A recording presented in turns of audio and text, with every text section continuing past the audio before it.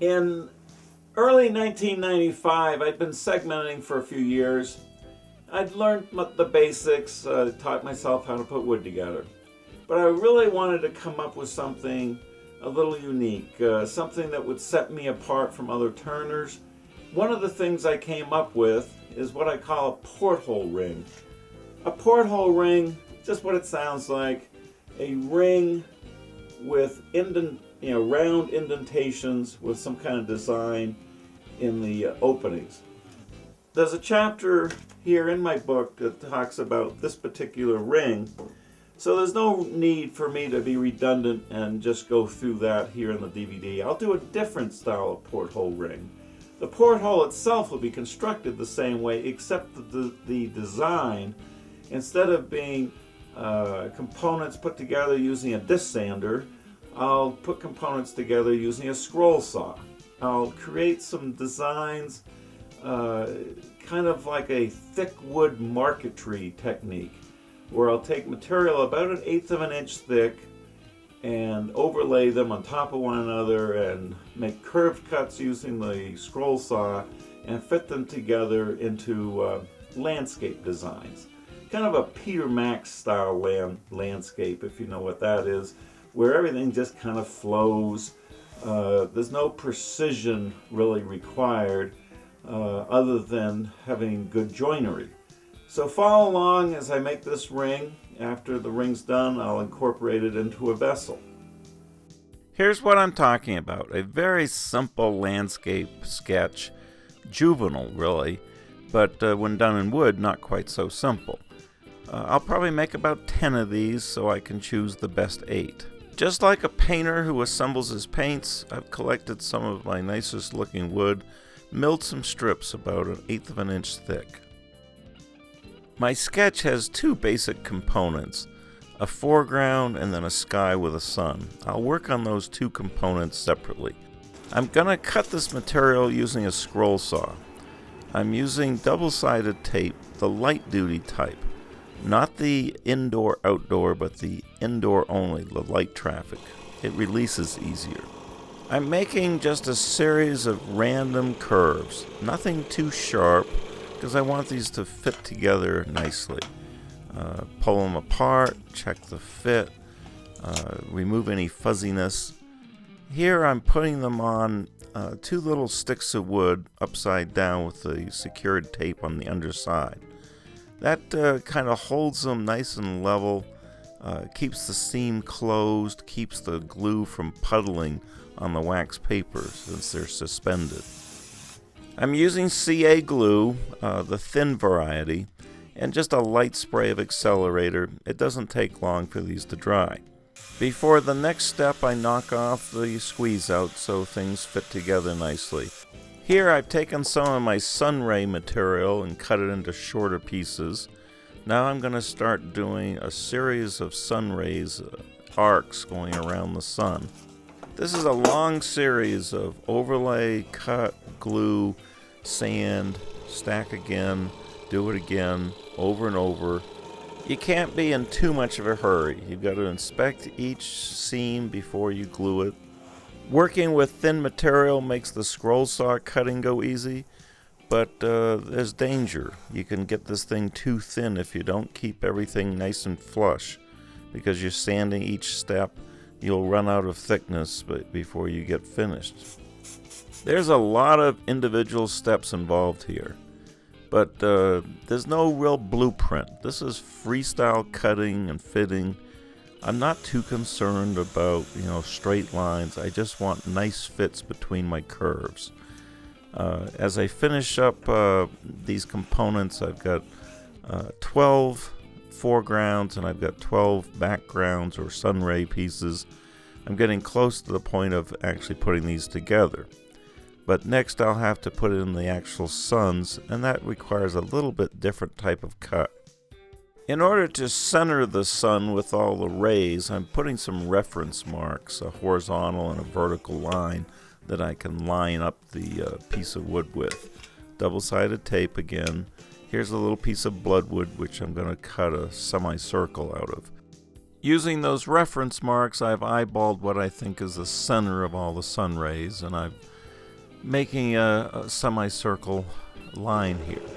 Back to the scroll saw. The difference here is I've tilted my table almost 5 degrees. The two matching tapered cuts will give me a much better fit when putting this sharp curve into this opening. Now it just takes a little cleanup, make sure there's no fuzz getting in the way. A test fit confirms that that 5-degree taper worked pretty well. Piece of masking tape, some CA glue, and this top half with the sun rays is done. Putting the two halves together is a little tricky. There's a horizontal horizon line that I want to bisect through the sun and through the lower portion of all those sun rays. I'm just kind of eyeballing this as to where I want that horizon to be. And once again, I don't have a blueprint, I don't even have much of a sketch. I'm making this up as I go. Regarding this last horizon cut, I'm intentionally putting a little more white wood on the north side of my peaks, much like snow melts off in the Sierras. Those snow lines are certainly something I can relate to living here in Lake Tahoe. The final fit up is just like all the other seams. I'm now going to create a template that will help me pick out the best part of each design. A square piece of MDF mounted with a piece of double-sided tape. I'm going to use a parting tool and cut out a porthole out of this piece of wood.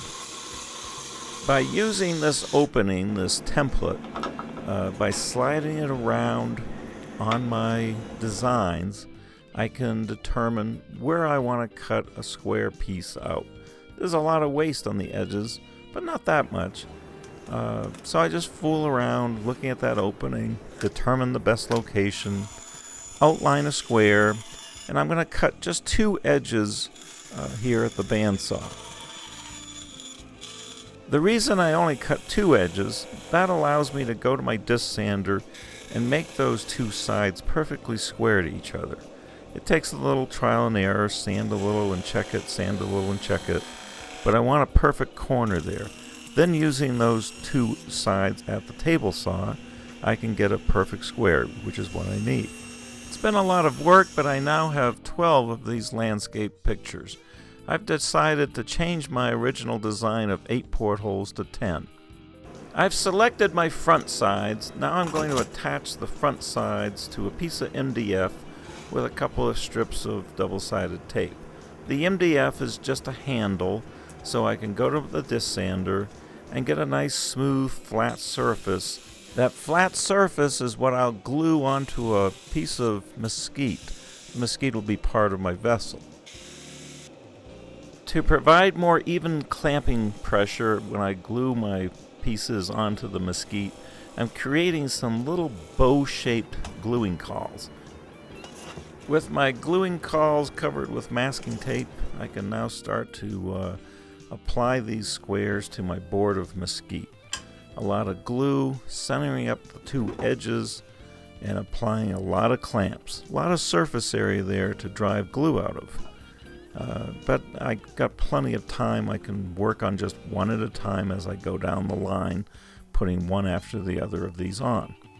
As I glue each individual square on, I'm using a temporary spacer to give myself space to cut these apart afterwards. I'm creating 2 boards of mesquite with 6 landscapes per board, 12 in total, even though I know I'm only going to use 10. It's always nice to have a couple spares.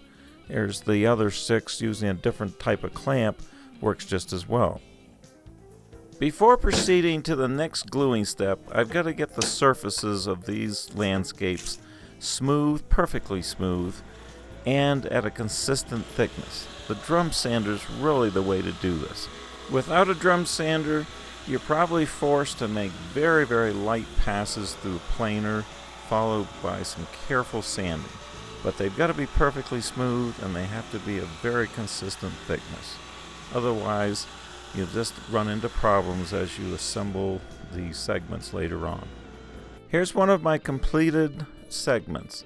The lamination consists of the mesquite on the left, that'll be the inside of the vessel, followed by the landscape square, 3 layers of veneer, and then an outside layer of maple. So how do we get all this put together? Well, next I'll prepare the veneers. I've cut squares and I've tightly sandwiched them between two pieces of MDF so I can drill one hole down through all the veneer pieces. The purpose of the hole is to provide an escape for glue during the lamination. The more easily glue can escape the seams, the more effective the clamps will be, and in the end, the better looking the seams will be. Now, it wouldn't surprise me when I unclamp this to find a few broken veneers, but I did stack a few extra in case. An examination of these shows that I was actually quite successful. Not one of them broke.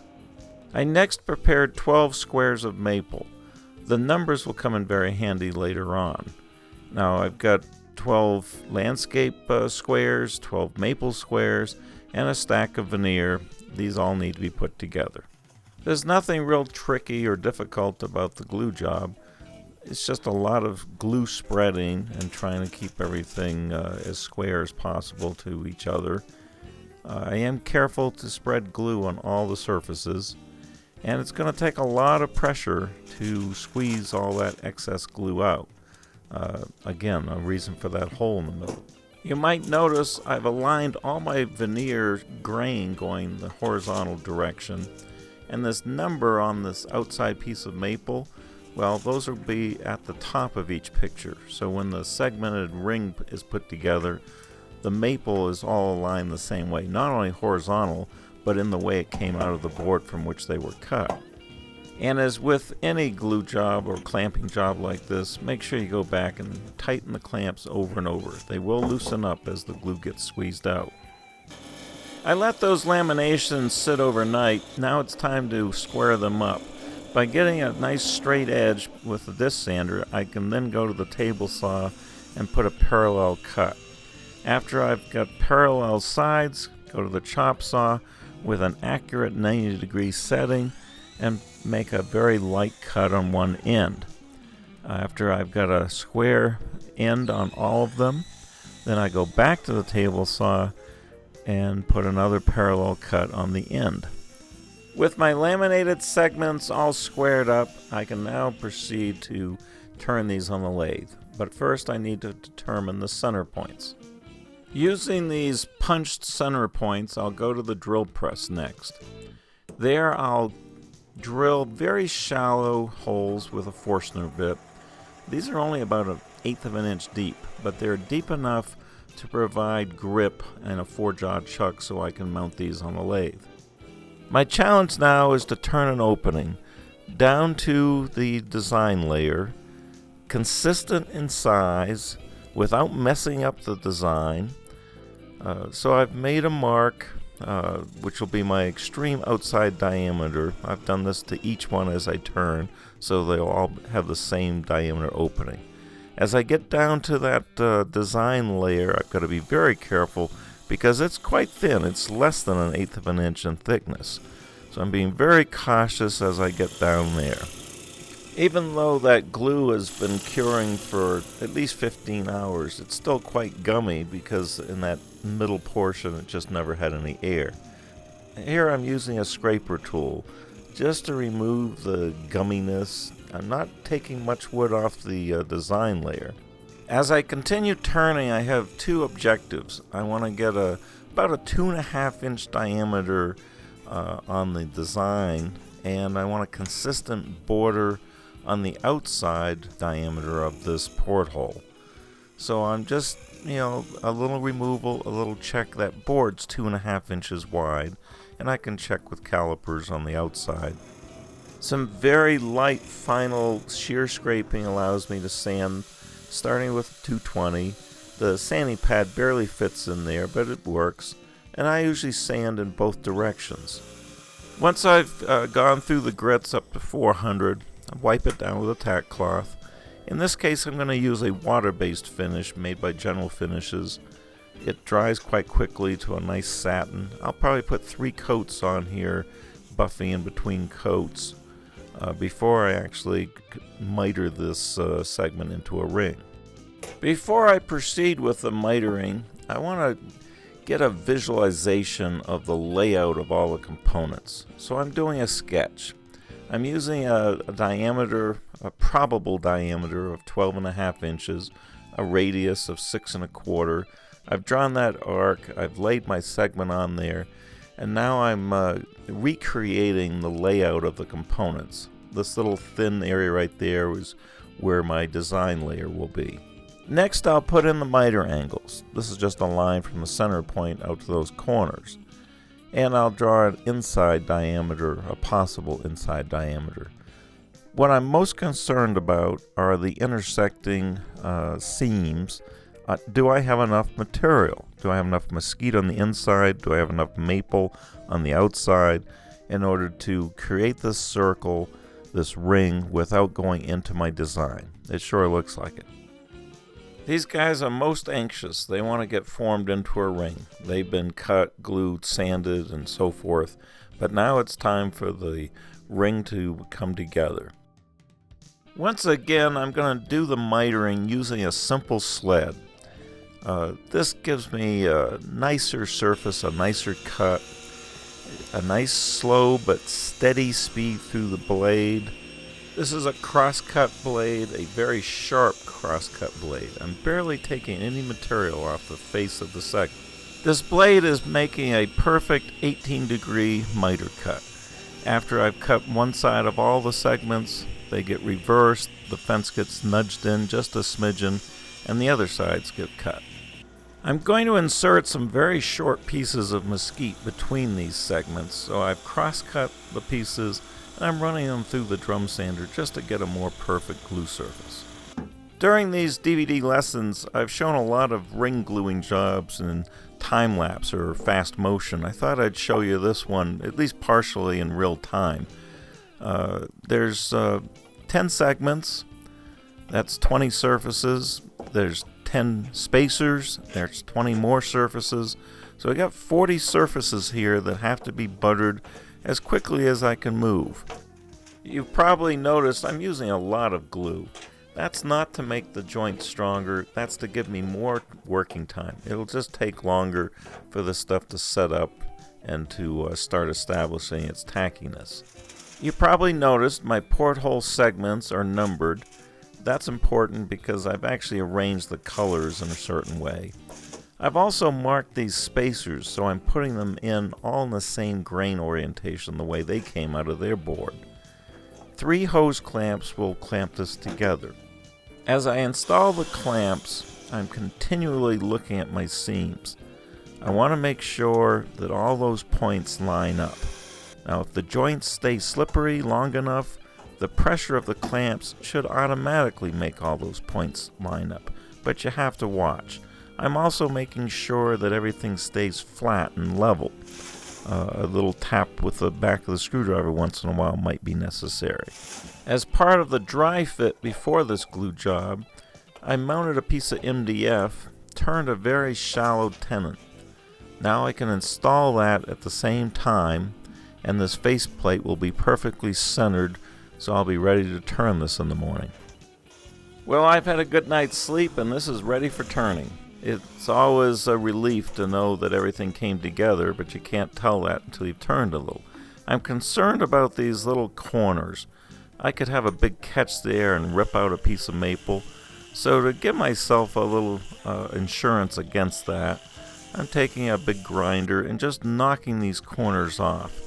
That'll give me a much easier time of rounding this. I'm taking very, very light cuts. The lathe's probably running about 800, maybe 1,000 RPMs. I'm turning mostly air there in the center portion especially, so I've got to go really easy. At this point of the project, my only goal is to get this round, and I want to inspect everything so I can proceed to put this into a vessel. And while I'm at it, I might as well round up the inside. I'll also remove enough material to get rid of the evidence of those drilled holes that were used for mounting the segments.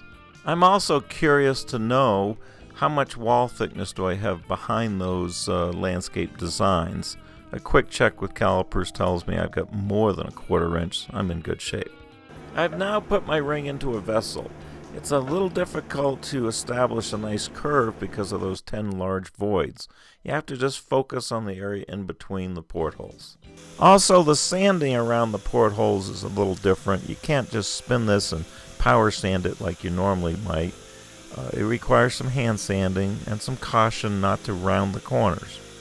Well, if you viewed volume 1 of this series, you might recall a lesson that I introduced in front of this apple tree, which was in full blossom, in full bloom. Well, those blossoms are now turned into these little tiny pea-sized apples, and that's about as big as they're going to get. Winter's around the corner. A couple more comments that I'd like to give you on this porthole technique. I really think that this offers an opportunity, a new opportunity for a lot of personal expression, and I really encourage people to give this a try. You don't necessarily have to do this kind of design. You can do any kind of design you like. But it does offer another opportunity to make a personal expression. Another thing I'll offer, you know, in a vessel like this, or any vessel in a gallery, if you watch people, you know, first they're amazed at the work because they're not familiar with segmented wood turning to start with. And then they'll get up closer and they'll try to find a defect because they can't believe it's perfect. They'll look inside. If allowed, they'll put their hand inside and try to feel how smooth is it. You know, how did they do that? And then if they're allowed, the next thing they'll do, they'll pick the vessel upside down and see what's on the bottom. As you can see, I've offered a little surprise. I've taken one of my designs that was left over and incorporated that as part of the floating base that's in the bottom of this. This is free to float, like the floating base that I've demonstrated. You notice the diamonds? Well, guess what? That's coming up next.